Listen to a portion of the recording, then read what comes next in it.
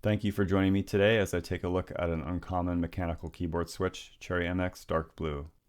I found them in a 1992 Chicony KB5581 keyboard, with the keys feeling inconsistent and dirty, which is surprising given Cherry's dirt-repellent switch design, but there are limits. I mean that hair though!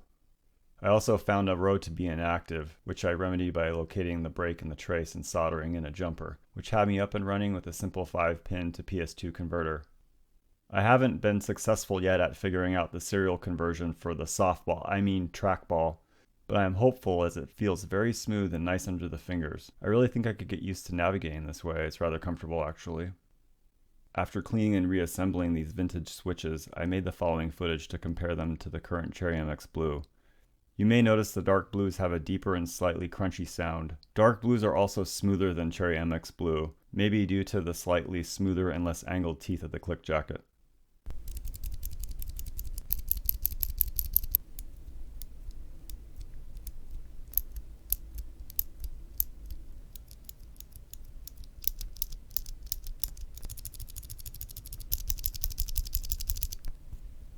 The slightly heavier spring of the dark blue is still light enough to allow for a smooth and satisfying tactile typing experience, leading me to vote Cherry MX Dark Blue as the best tactile switch Cherry has made, in my opinion. Now please enjoy a few minutes of typing sounds on the reassembled Chicony KB5581.